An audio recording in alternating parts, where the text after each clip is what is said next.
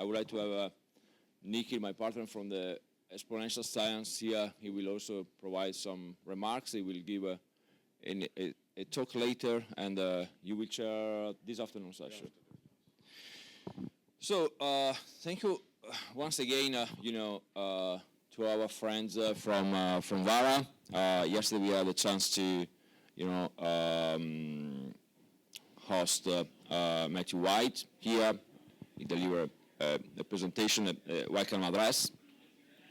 And yesterday evening we had the honor to have organize a fireside chat with the vice chairman of the Vara, Deepa Reja Carbon.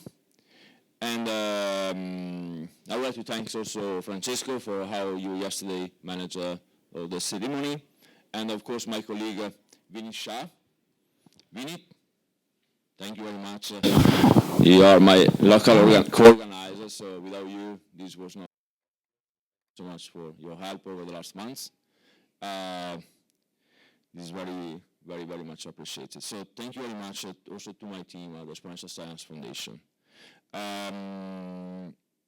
This is the last day of this two-day workshop.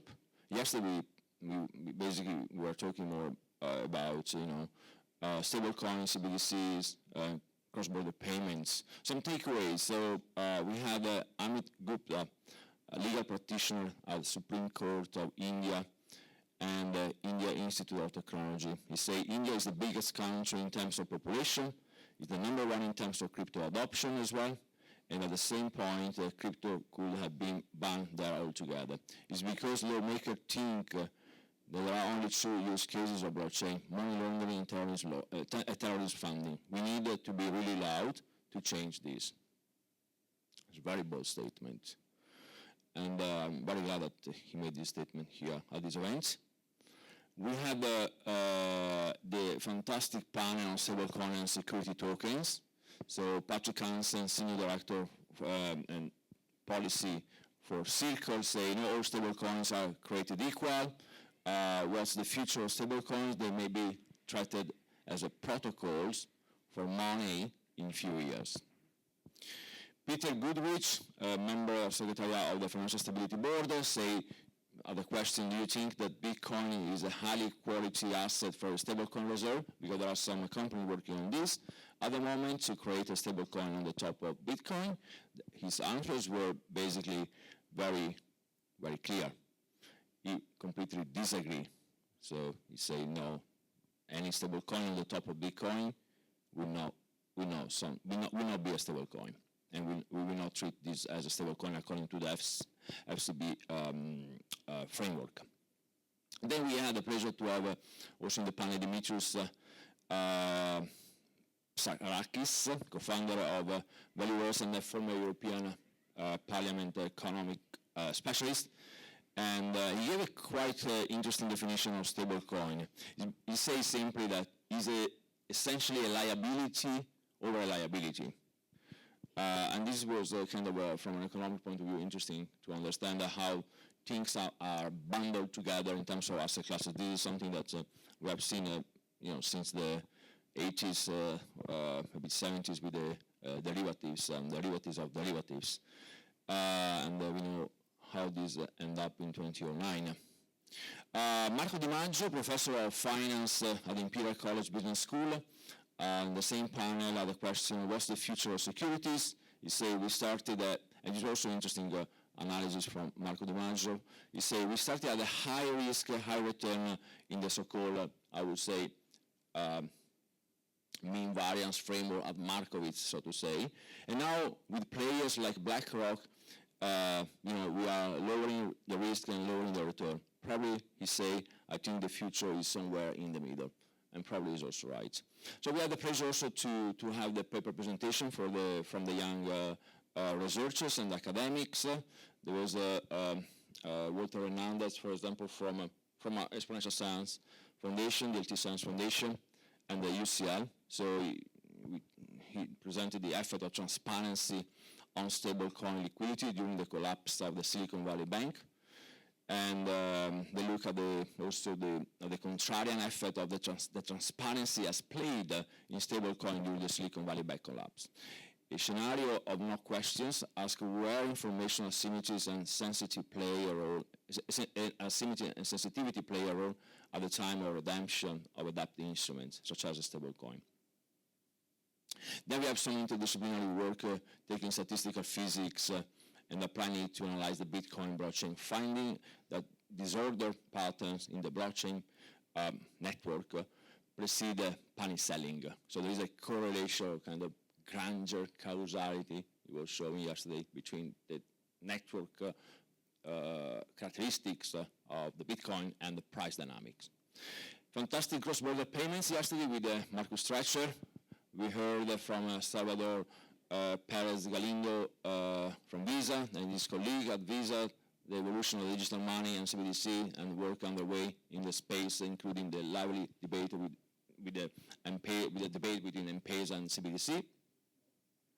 And at the end, as I said before, we close with a fireside chat with the chairperson of VARA, Deepareja Carbon, who say that we use a different, it was very interesting fireside chat because she highlighted basically the different philosophical approach of these financial market authority compared to other countries that where basically they have an approach which is more, let's say, rule-based, and she's saying in a very pragmatic sentence. We use a different approach to other regulators. We don't want to tell business what to do. We are not top-down. We listen to their needs and structure regulations to allow them to succeed within the remits of the law. So this is really pragmatic approach to implement regulation in a fast-moving sector like the Web3. Today we are moving into the different topic. We talk mostly about real-world assets, tokenization, ESG, and the impact of AI in this new financial world. Let me, before giving the words to Nikhil, spend slightly 2 minutes on this tokenization aspect, which is, I think, part of the longest process that I call dematerialization or melting.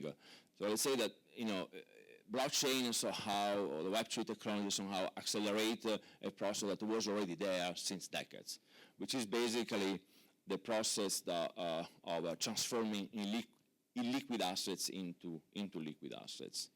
And we are moving indeed into this process at a fast pace now, thanks to this technology.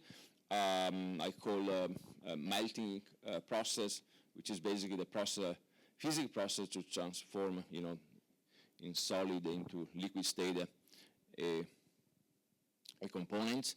And this leads us to a new form of medium of exchanges in our economy, where basically we are migrating from producing goods to providing services. We are migrating from physical illiquid assets to organized liquid assets.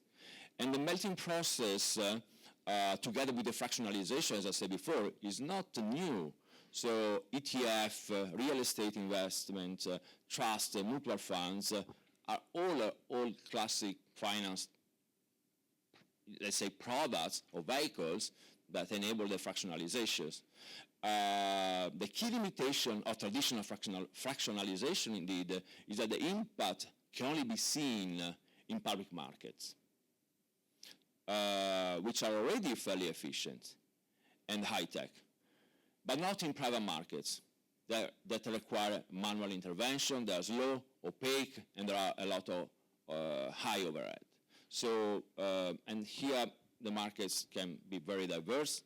Can be real estate, high-value arts, public infrastructure, private equity, etc. So this increase of, of liquidity through this new technology, I'm going to give you some statistics also, is also the process that we as economists call, the process of increasing the moneyness of an asset. And the moneyness of an asset is basically the aspects of an asset, how close the assets is to liquid cash. So the more you increase the moneyness, the liquidity, then the more the assets become close to cash. And basically, you escape the so-called monetary constraints of needing cash. So in a fully high-speed economy where everything is tokenized at a very high speed, at a zero marginal cost, the question becomes, what is cash? What is money? All right? Because everything can be cash. And here, with the real-world assets, we are talking about tokenization of real estate, possibly $300 trillion, commodities, silvers, gold, diamonds, luxury goods, company shares, fine art. Just I have a statistic about fine art, which is interesting. Apart from the art that is not tokenizable because they are in museums, all the other type of art sum up to $2 trillion. That size of the art market that can be tokenized. And then we have collectibles, et cetera, et cetera, et cetera. So recent statistics from World Economic Forum say that this tokenization process is growing at a compound growth rate of 19% per year. We are expecting to reach, according to still the World Economic Forum, 15 trillion of tokenized assets by 2025. And the Boston Consulting Group say that by 2030, 10% of the global GDP will be tokenized. And this is an estimation per defect because they exclude from this statistic commodities, they exclude platform incentives, they exclude other type of contracts and collectibles. So I just gave you this, overview on the tokenization just to, to highlight the importance of the today debates around these topics. And I now leave to Nikhil that will probably emphasize more about the impacts of AI and blockchain. And thank you. And I hope you enjoy. Thank you. Thank you, Paolo. No, I mean, just continuing on from Paolo's introduction to the topic on today.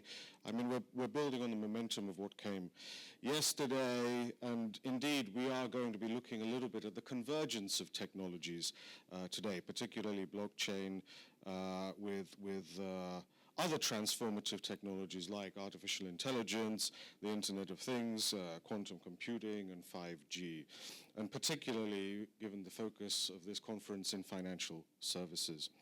The convergence that we're seeing with these particular technologies enables use cases that were once perhaps prohibitively expensive to create now interconnected ecosystems that build on existing movements that already exist in the financial services world, like open banking, which fosters innovation through APIs, partnerships between institutions and fintechs. These technologies that are converging at the moment not only complement one another, but they redefine the way financial services operate by enhancing automation, security, and decentralization. Focusing a little bit on DLT and AI, we can illustrate kind of this technological fusion that's coming along. DLT's features like immutability and decentralization provide a resilient backbone for AI systems, ensuring secure data provenance and decentralized compute resources. And talking about AI with blockchain, in turn enhances DLT by using smart contracts for automation and offering new business models via token incentives.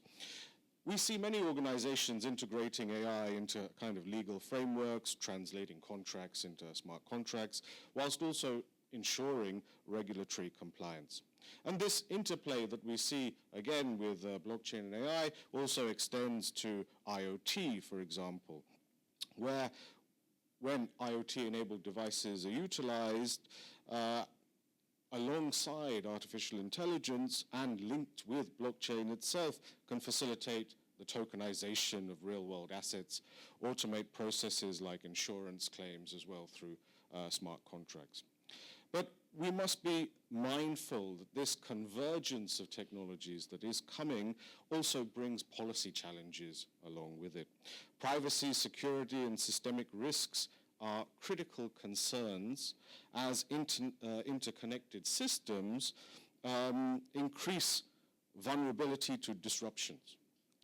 Additionally, regulatory frameworks need to evolve to manage the complex risks and dynamics of these emerging ecosystems as well.